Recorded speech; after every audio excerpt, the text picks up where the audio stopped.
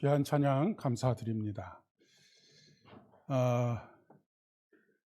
오늘 찬양이 조금 많이 어렵다고 또 어저께 모여서 찬양 연습을 하셨는데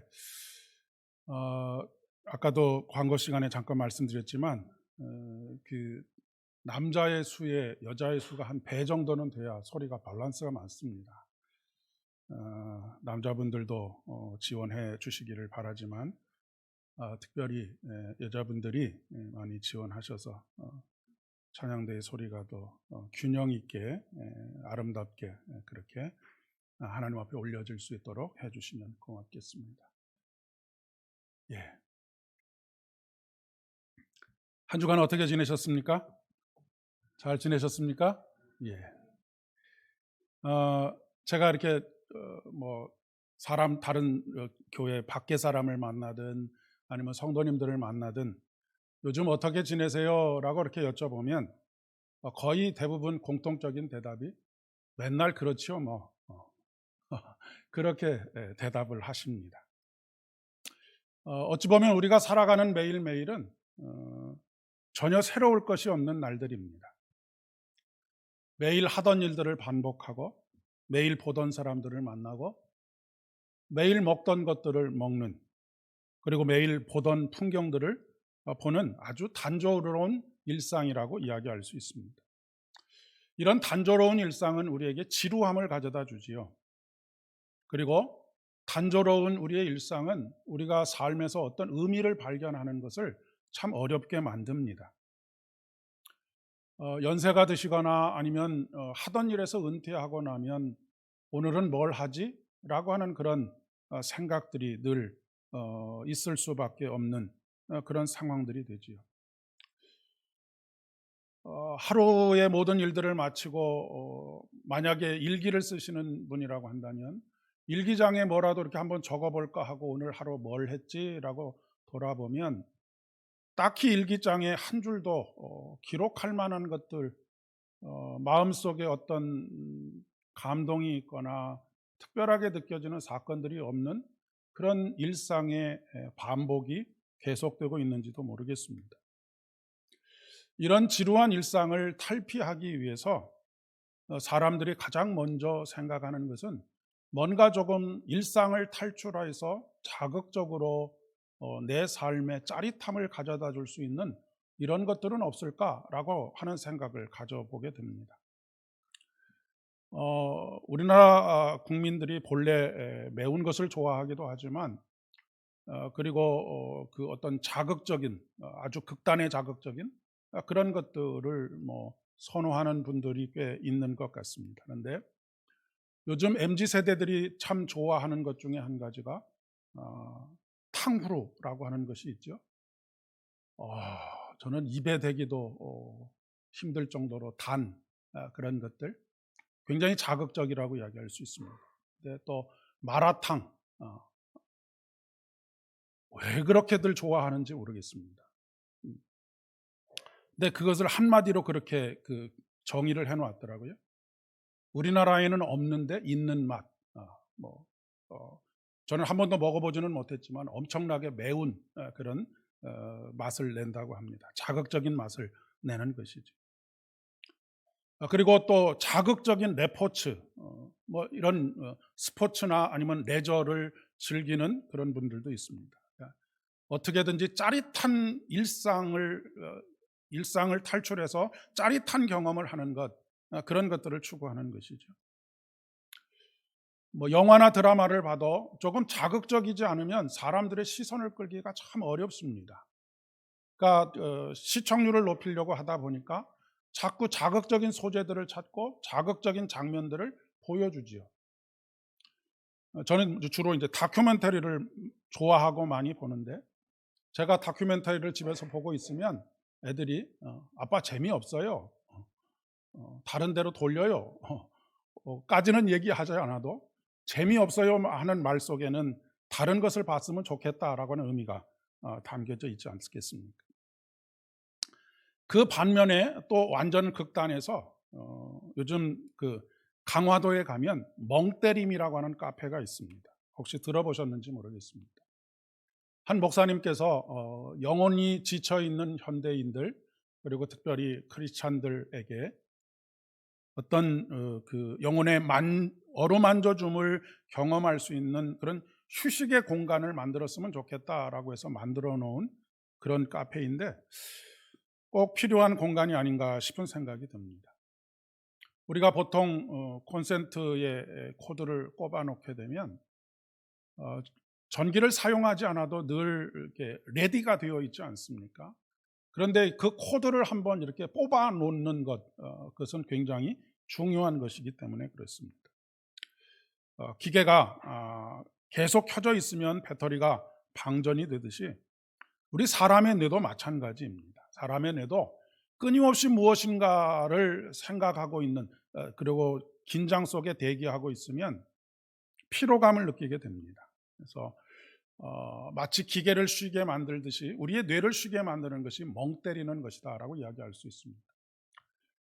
의학적으로는 이 멍 때림, 그러니까 그냥 괜히 먼 산을 바라보는 것처럼 그렇게 멍하게 있는 것이 의학적으로 조금 뇌에 이상이 있을 수도 있는 것이지만 대부분 그냥 그 어떤 의도적으로 이 멍 때림의 시간을 갖는 것은 뇌 건강을 위해서 굉장히 좋다고 그렇게 이야기를 합니다.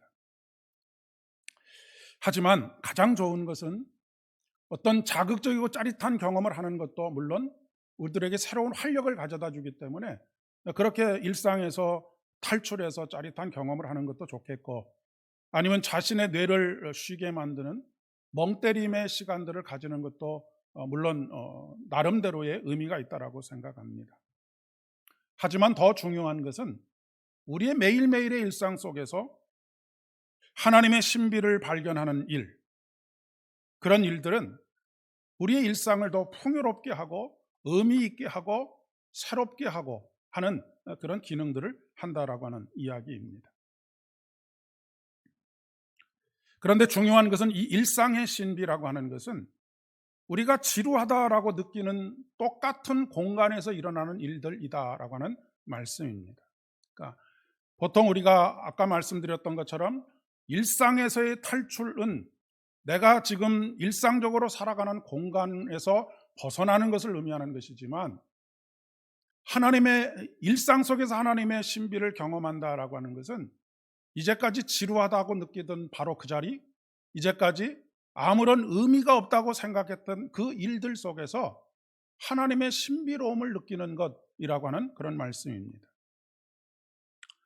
이 순간은 사실은 설명하기가 그렇게 쉽지 않은 시간입니다. 어떤 순간에 갑자기 경이로움에 휩싸여서 저절로 무릎을 꿇을 수밖에 없는 그런 순간들이 우리의 삶에 아주 자주는 아니지만 아주 간헐적으로 경험할 수 있는 날들이기도 하기 때문에 그렇습니다.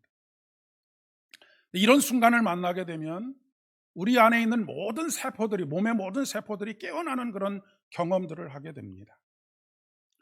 그동안 우리가 그냥 살아가면서는 내 심장이 뛰는지 뛰지 않는지를 전혀 느끼지 못했는데, 하나님께서 우리의 일상에 훅 들어오시는 그 순간에는 갑자기 막 내 심장이 뛰는 소리가 내 귀에 들려오는 듯하게 그렇게 심장이 방망이질 치는 그런 경험을 하게 됩니다.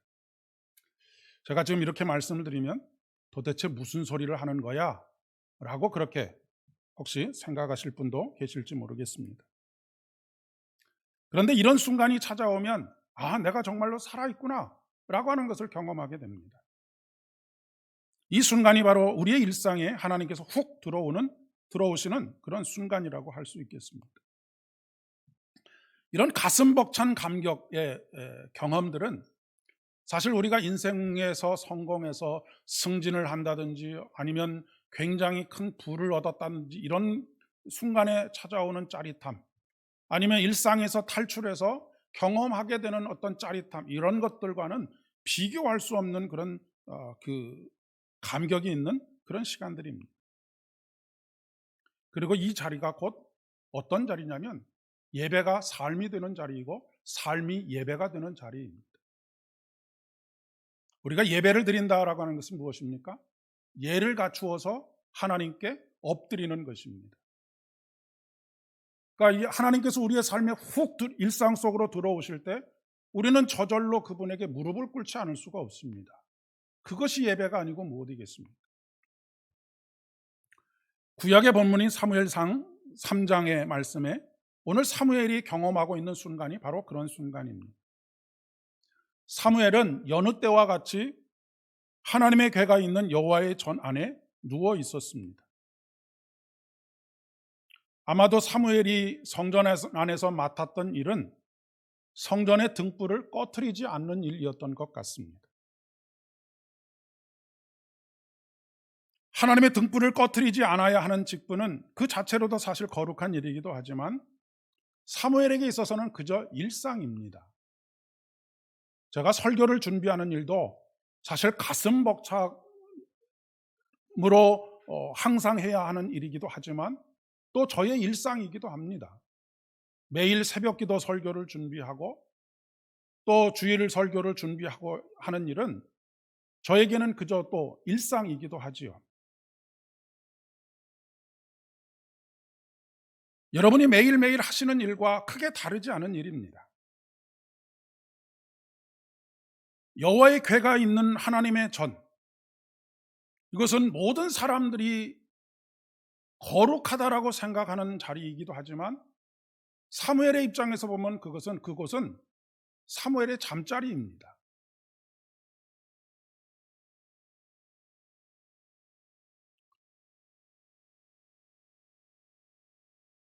여호와의 전 안에 누워있는 사무엘을 부르시는 소리를 듣게 되지요. 그는 일어나서 엘리 제사장에게 달려갑니다. 이 일은 특별히 일어난 일이 아니라고 하는 것을 말하고 싶습니다.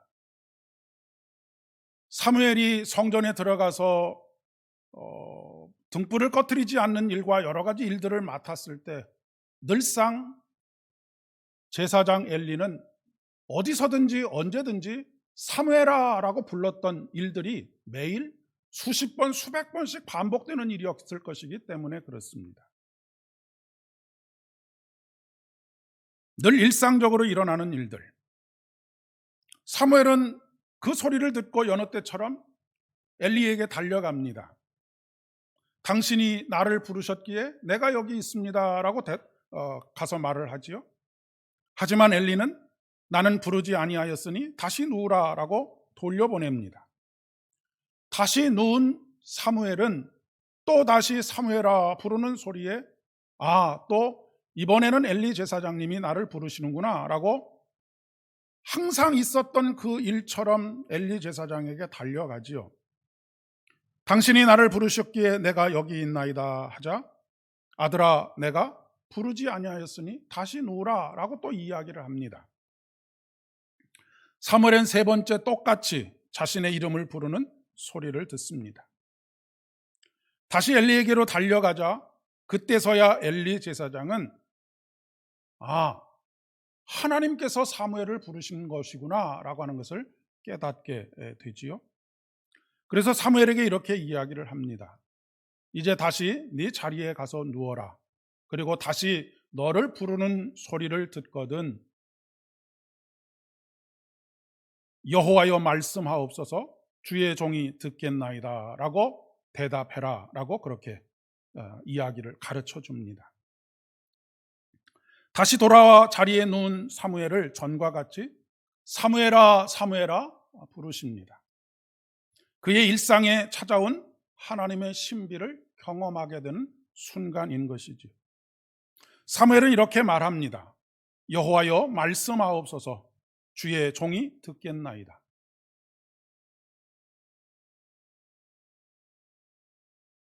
사실 우리의 모든 삶의 일상은 하나님께서 우리를 찾아오는 자리입니다. 우리가 지루하게 느끼기도 하고 우리가 아주 단조롭게 느끼기도 하고 아무런 의미가 없다라고 생각하는 우리의 일상 속으로 하나님께서는 들어오셔서 우리를 부르십니다. 우리의 잠자리에서 부르실 때도 있고요. 사무엘처럼 우리의 일터에서 부르실 때도 있습니다. 여러분, 하나님께서 모세를 부르셨던 자리가 어디입니까? 그냥 양과 염소들이 밟고 돌아다니던 길입니다. 양과 염소들은 그 자리가 거룩한 자리인 줄 알고 그 자리에 똥과 오줌을 싸지 않았던 것이 아니고 그 자리에 똥도 싸고 오줌도 쌌던 그런 자리입니다. 그런데 하나님께서 그곳에서 찾아오셔서 내가 선 곳은 거룩한 곳이니 내 신을 벗으라 라고 말씀하십니다.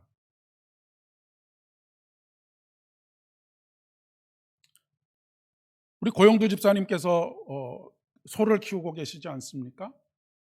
말하자면 우사에 소똥으로 가득해 있는 곳에 하나님께서 찾아오시는 것입니다. 그리고 우리를 부르시는 것이죠.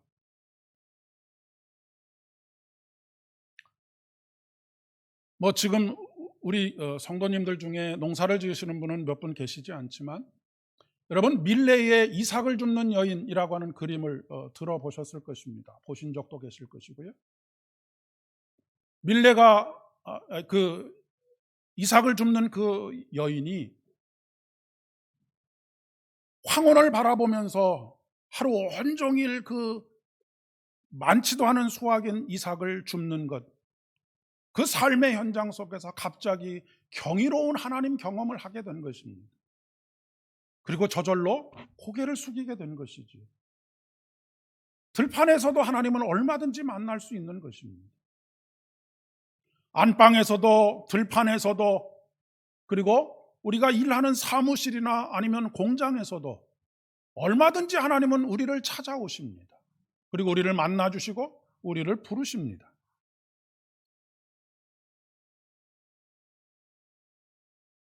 그런데 이 하나님의 음성을 구별하는 일이 참 쉽지 않습니다.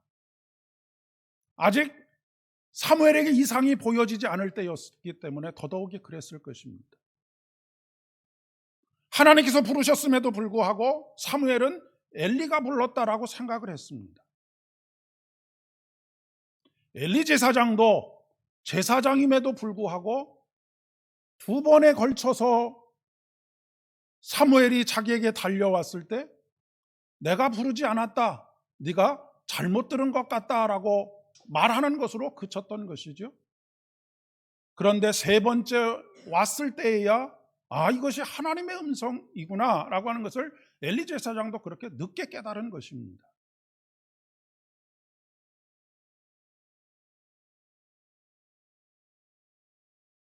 하나님께서는 하늘에서 들려오는 소리를 직접 우리가 듣게 하시는 것이 아니라 여러 방면을 통해서 우리에게 하나님의 음성을 듣게 하시기도 하십니다. 중세의 가장 위대한 신학자였던 어거스틴은 무엇을 통해서 하나님의 음성을 들었느냐 하면 동네에서 노는 아이들이 부르는 노래 속에서 로마서의 말씀, 그 말씀이 책을 펴서 읽어라라고 하는 말씀을 듣게 됩니다. 그리고 거기에서 비로소 하나님의 음성을 듣게 되고 그 인생의 대전환점을 이루게 되는 그런 일들이 일어나게 되는 것이죠. 그렇기 때문에 우리가 우리의 삶의 일상 속에서 하나님의 신비로운 훅 들어오는 그런 시간들을 경험하기 위해서 가장 중요한 첫걸음은 뭐냐면 듣는 마음을 구하는 것입니다. 듣는 마음은 솔로몬이 왕이 되기 전에 하나님께 가장 먼저 간절하게 구했던 마음이 듣는 마음입니다. 듣는 마음을 가지고 있을 때에야 비로소 사람의 말과 하나님의 음성을 구별할 수 있게 되기 때문에 그렇습니다. 솔로몬 곁에는 얼마나 많은 지혜 있는 사람들이 있었는지 모릅니다. 수많은 삶의 경험들이 있는 사람들이 그 곁에 있었지요. 그 사람들이 수많은 조언들을 했었을 것입니다. 그러나 그 많은 이야기들 속에서 하나님의 음성을 듣고 하나님의 뜻대로 순종한다라고 하는 것 결코 쉬운 일은 아니지만 우리가 하나님 앞에 듣는 마음을 구할 때 하나님께서 그 마음을 너무너무 좋게 보셨다라고 말씀하지 않으십니까? 듣는 마음이라고 하는 것은 곧 하나님을 경외하는 마음입니다. 신앙생활을 하면서 우리가 해야 하는 가장 중요한 훈련은 사실은 제자 훈련 이전에 듣는 훈련을 해야 합니다. 근데 사실 이것은 전적으로 목회자의 책임이기도 하지만 교회에서 가장 먼저 하는 훈련이 무엇이냐면 제자 훈련입니다. 제자 훈련은 맡은 일을 어떻게 감당할 것이냐라고 하는 것을 훈련하는 것입니다. 그러나 하나님의 음성을 듣지 못하고 맡은 일을 감당하는 것이 무슨 의미가 있습니까? 여러분, 우리가 지금 인간관계를 맺어가는 데 있어서도 가장 중요한 자세가 어떤 자세냐면 경청이라고 하는 자세입니다. 귀를 기울여 듣는 것이죠. 그런데 이 듣는 마음을 가지는 훈련을 하는 것, 듣는 귀를 가지는 것, 이 훈련은 결코 쉽지 않습니다. 왜냐하면 사람의 말과 하나님의 음성을 구별하는 일이 쉽지 않기 때문에 그렇습니다. 뿐만 아니라 내 안에서 내 욕망이 나를 이끌어 가도록 하고 나에게 속삭이는 그 말과 하나님의 음성을 구별해내는 일이 결코 쉽지 않기 때문에 그렇습니다. 그렇기 때문에 영적인 지도가 필요한 것이죠. 사무엘이 엘리 제사장에게 달려가는 것과 마찬가지로 우리들에게도 그 역할을 목회자가 할 수도 있고 아니면 교회 안에 존경받는 신앙의 사람들이 그 일들을 할 수도 있습니다. 그러나 오늘 아까도 말씀드렸듯이 엘리 제사장조차도 두 번에 걸쳐서도 이 음성이 하나님의 음성인 것을 잘 알지 못하는 것과 마찬가지로 듣는 즉시 이것이 하나님의 음성이다 아니다를 말하기가 참 쉽지 않습니다. 하나님의 음성을 구별하는 데에는 환경과 장소와 여러 가지들이 다 고려가 되어야 됩니다. 그러니까 이것이 하나님의 음성인 것을 함께 기도하는 사람들 간에 나누고 그것이 정말로 하나님의 뜻인지를 함께 찾아가는 과정들이 필요한 것입니다. 그래서 우리에게 공동체가 필요한 것이기도 한 것이고요. 말하는 훈련을 시키는 것은 정말 많이 봤지만 듣는 훈련을 하는 것은 거의 본 적이 없는 것 같습니다. 아이들도 학원에 웅변 학원은 있는데 사람의 말을 잘 듣는 훈련, 이것을 하는 학원은 제가 태어나서 본 적이 없는 것 같습니다.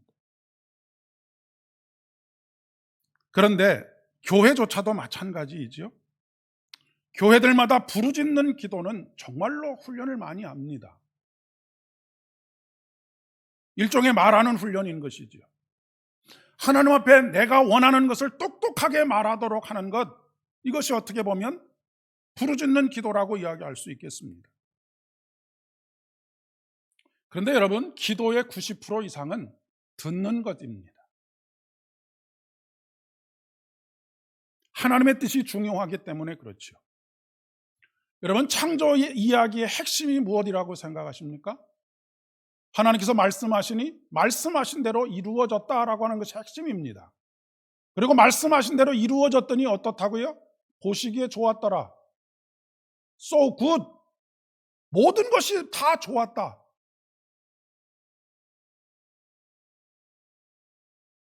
그러니까 우리가 기도해서 기도한 것을 내가 얻었다라고 하는 것이 모두가 다 좋은 것은 아닙니다. 왜요? 우리의 욕망이 아뢰어지고 마치 땡깡을 부리는 어린아이가 원하는 것을 얻는 것처럼 얻을 수도 있기 때문입니다. 그런 것들은 아름다운 것이 아닌 것이지.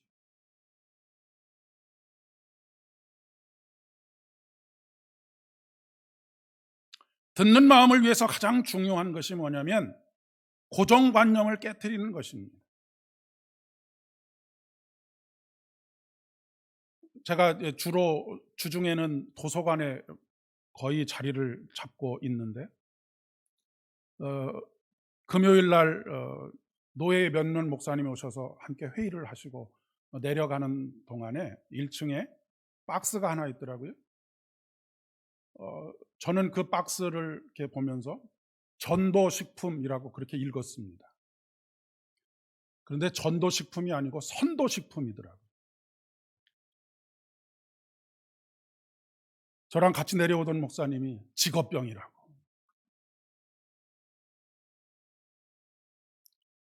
그냥 그렇게 읽고 싶었겠지요.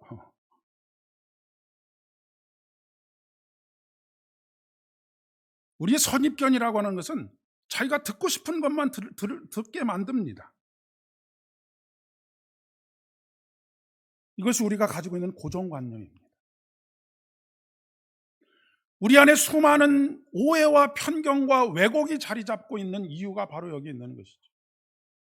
고정관념은 무엇과 관련이 있느냐면 과거의 자기의 경험과 관련이 있습니다. 어떤 옳은 말을 해도 과거의 자기의 경험에 기반해서 그 일들을 해석합니다. 자신의 생각을 바꿀 생각을 하지 않고 자기에게 입력되는 정보를 바꾸려고 합니다. 이것이 사람이 가지고 있는 오해와 편견과 왜곡이라고 하는 것이죠.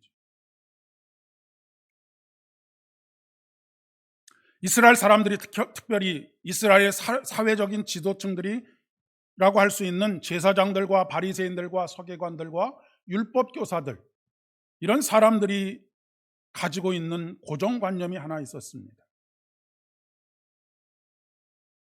그것은 하나님께서 보내시는 메시아는 이러이러한 인물이어야 할 것이다, 이런 장소에서 태어나야 할 것이다 라고 가지고 있는 고정관념이었습니다. 그리고 그들의 고정관념에서 벗어나서 갈릴리 나사렛에서 태어나셨고 목수의 아들로 태어나신 그 예수님을 그들의 메시아로 받아들이지 못하는 그런 어리석음, 거기다 한 걸음 더 나아가서 십자가에 못 박아버리는 어리석음을 범하고 말았던 것입니다. 오늘날로 이야기하면 내노라 하는 집안에 최고의 학문, 학벌을 가진 어떤 사람, 이런 사람이 우리를 우리의 삶의 어려움 속에서 건져낼 수 있다라고 그렇게 생각을 하는 것이죠. 그런데 갈릴리 나사렛이라니요. 이 갈릴리 나사렛에는 유대인들도 많이 있었지만 많은 사람들이 이방인들이었습니다. 특별히 군인들이 주둔하고 있었던 장소이기도 하고요. 많은 이방인들이 살고 있는 그 땅에 하나님께서 메시아를 보내주신다라고 하는 것은 감히 상상할 수 없는 일이었던 것이죠. 그들의 배움과 그들의 경험 속에서는 이런 일들은 절대로 일어날 수 없는 일이라고 그렇게 생각을 했던 것입니다. 오늘 복음서에 등장하는 나다나엘 또한 이런 고정관념을 가지고 있었죠. 이것이 이 당시 살아가던 모든 사람들의 보편적인 생각이었다라고 하는 것입니다. 삶의 일상이었다라고 하는 것이죠. 그런데 예수님을 먼저 만난 빌립이 내가 메시아를 만났다라고 그렇게 이야기를 합니다. 그러니 자기가 가지고 있는 보편적인 생각, 모든 사람들이 가지고 있는 보편적인 생각 속에서는 그런 일은 있을 수가 없다라고 아예 배제를 하는 것이죠. 나사렛에서 무슨 선한 것이 날 수 있느냐 반박을 합니다.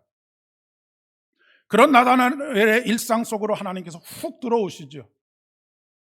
빌립의 손에 억지로 이끌려 왔었을 것 같습니다. 빌립의 손에 이끌려오는 나다나엘을 보시고 예수님께서 이렇게 말씀하시죠. 보라, 이는 참으로 이스라엘 사람이라 그 속에 간사한 것이 없도다. 이 말을 들은 나다나엘은 어떻게 나를 아십니까? 라고 그렇게 반문을 합니다. 그러자 예수님께서는 빌립이 너를 부르기 이전부터 네가 무화과 나무 밑에 있는 것을 내가 보았다라고 말씀하십니다. 무화과 나무 밑에 있다라고 하는 것은 단순히 그냥 그늘을 햇빛을 피하기 위해서 그늘에 들어가 있는 것이 아니라 지금 그 자리에서 기도하고 있었다라고 하는 것을 상상할 수 있습니다. 나다나엘의 삶의 일상 속으로 하나님께서 찾아오신 것입니다. 그리고 나다나엘이라고 하는 모든 사람들이 흔히 부르는 자기의 이름보다 훨씬 더 깊은 알무로 자기를 부르시는 것이죠. 하나님은 우리 한 사람 한 사람을 삼보 교회에 있는 한 사람으로 원어브댐으로 우리를 아시는 것이 아닙니다. 시편에도 말씀하고 있듯이 하나님께서는 얼마나 우리를 깊이 알고 계시는 분이신지 모릅니다. 그리고 제가 자주 언급하는 김춘수 시인의 시처럼 이름을 불러줄 때 비로소 꽃이 되는 것과 마찬가지로 하나님께서 우리의 일상에 찾아오셔서 아무개야 사무엘아 사무엘아 부르는 그 순간 우리는 비로소 인생의 꽃이 되는 것입니다. 고린도전서의 말씀은 훨씬 더 구체적인 일상에서의 경험, 그 하나님의 신비에 대한 이야기를 하고 있습니다. 가장 먼저가 먹고 마시는 것. 유대인들이 특별히 그리스도인들이 먹고 마시는 모든 것, 그 당시에 먹고 마시는 고린도의 지역에서 먹고 마시는 모든 것들은 거의 대부분 이방신에게 제사로 드려진 제물들입니다. 그러나 그 제물 자체가 거룩하거나 속된 것이 아니라 하나님의 은혜 가운데에서 우리에게 주시는 것으로 받아들이면 그 자체가 거룩한 것이 되는 것이지. 그리고 그들이 하는 모든 일들도 마찬가지입니다.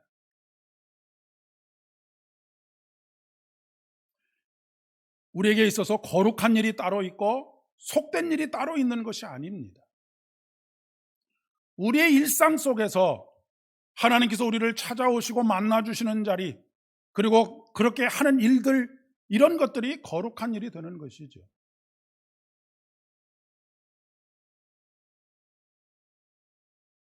모든 것이 가하나 모든 것이 유익한 것이 아니고 모든 것이 내게 가하나 내가 무엇이든지 얽매이지 아니하리라.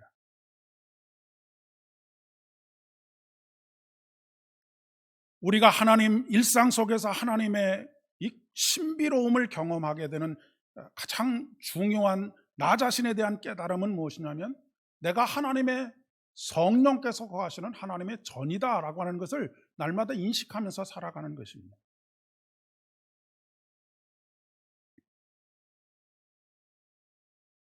오늘 시편의 말씀에 보면 내가 하늘에 올라가 갈지라도 거기 계시며 스올에 내 자리를 펼지라도 거기 계시나이다. 내가 새벽 날개를 치며 바다 끝에 가서 거주할지라도 거기서도 주의 손이 나를 인도하시며 주의 오른손이 나를 붙드시리이다. 여러분, 스올이 어떤 곳입니까? 스올은 지옥입니다. 네, 삶의 가장 밑바닥의 자리, 심지어는 내가 범죄하고 있는 그 자리에도 하나님은 나를 찾아오신다라고 하는 것입니다. 우리는 아무것도 보지 않는다 생각하지만 하나님께서는 그곳에서 아주 안타까운 마음으로 슬픈 눈물을 흘리면서 우리를 지켜보고 계시다라고 하는 그런 말씀입니다. 하늘 높은 곳을 아니면 스올까지도 새벽부터 어두움이 거치지 않는 새벽부터 날갯짓을 해서 바다 끝에 가 있을지라도 하나님은 거기 계시다라고 하는 것입니다. 우리의 일상 속에서 하나님의 은혜를 벗어나는 범주는 아무것도 없습니다. 모든 것이 다 하나님이 계시는 것이고, 하지만 지난주에도 말씀드렸듯이 하나님이 무소부재하신 것과 하나님의 임재와는 전혀 다른 것입니다. 무소부재하신 하나님, 어디나 계신 그 하나님께서 일상 속에서 내 안으로 훅 들어오는 그 순간은 바로 하나님의 임재와 현존을 경험하는 시간이죠. 그 임재와 현존은 하나님의 임재에 대한 갈망을 가지고 있을 때, 듣는 마음을 가지고 있을 때, 하나님을 경외하는 마음을 가지고 있을 때 비로소 우리에게 찾아온다라고 하는 것입니다. 하나님은 우리의 모든 일상 속에 숨어 계십니다. 그 일상 속에서 하나님을 발견하는 기쁨이 있는 한 주간 되실 수 있기를 진심으로 축복합니다. 공식적으로 하나님께서 인간을 구원하시기 위해서 활동하셨다라고 하는 것을 기념하는 주현절 두 번째 주일을 우리가 살게 됩니다. 우리의 삶의 곳곳에서 우리를 구원하시고 우리를 깊이 사랑해 주시기를 원하시는 그 하나님께서 공적인 삶을 시작하셨음에도 불구하고 이 예수 그리스도를 아는 사람, 깨달은 사람들은 그렇게 많지 않습니다. 그 예수님을 알고 깨달은 사람들은 요한복음 4장에 보면 남편을 5이나 두었던 그 여인도 그 사실을 깨닫고 기뻐서 뛰며 마을로 들어가서 내가 메시아를 만났다라고 그렇게 소리치지 않습니다. 이 기쁨이 저와 여러분에게 있기를 진심으로 축복합니다. 기도하겠습니다. 아버지 하나님, 은혜를 진심으로 감사드립니다. 우리의 모든 일상 속에서 어디나 계시는 하나님을 우리가 만나기를 원합니다. 하나님께서 우리 안에 훅 들어오실 때 다시 우리의 심장 뛰는 소리가 우리 귀에 들려오며 우리가 살아있음을 다시 깨닫게 되는 놀라운 은혜가 있는 줄을 믿습니다. 주현절 두 번째 주일, 그저 단조로운 일상, 지루한 일상으로 우리의 시간들을 허비하지 않게 하여 주시고 때마다 시마다 우리 안에 찾아오셔서 우리를 만나주시고 우리의 이름을 불러주시고 우리가 하나님의 사랑받는 사람들인 것을 깨닫게 하시는 하나님의 은혜를 마음껏 누리는 한 주간 되어질 수 있도록 은총을 더하여 주시옵소서. 예수님의 이름으로 기도합니다.